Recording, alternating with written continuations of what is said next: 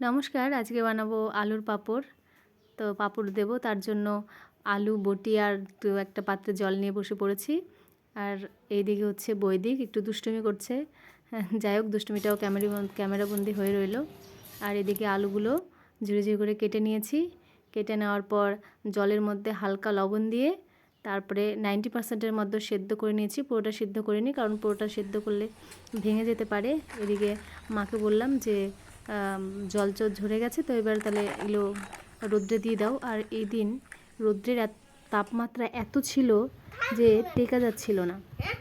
যাই হোক, একই রকমভাবে গোল পাঁপড়ও দিয়ে নিলাম। আচ্ছা, গোলগুলো ভালো করে কেটে নিয়ে ওই একই রকমভাবে সেদ্ধ করে দুই শাশুড়ি বৌমা মিলে বসে পড়েছি রোদ্রে দিতে।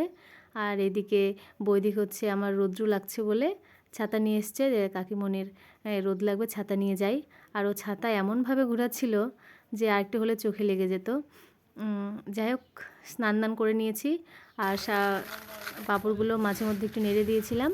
আর পাঁপড়গুলো এত যে রোদে যে এত কুড়মুড়ে হবে, মানে তোমরা আওয়াজ শুনে বুঝতে পারছো যে কতটা কুড়মুড়ে হয়েছে।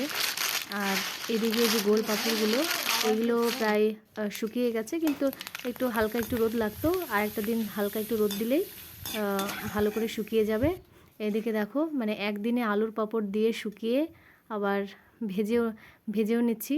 প্রথমে ঝুড়িগুলো ভেজে নিচ্ছি, ভাজা হয়ে গেলে পরে এবার দিয়ে দিলাম হচ্ছে গোল পাঁপড়গুলো। যাই হোক, ভাবতে পারিনি যে এক রোদেই পাঁপড়গুলো এতটা শুকিয়ে যাবে। যাই হোক, পাঁপড় ভাজা হয়ে গেছে।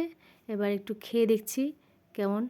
মানে স্বাভাবিকভাবে আলুর পাঁপড় তো খেতে ভালো লাগেই। আর আমার বরকেও বলছিলাম যে নাও একটু খাও, আমি একা কেন খাবো, তুমিও খাও।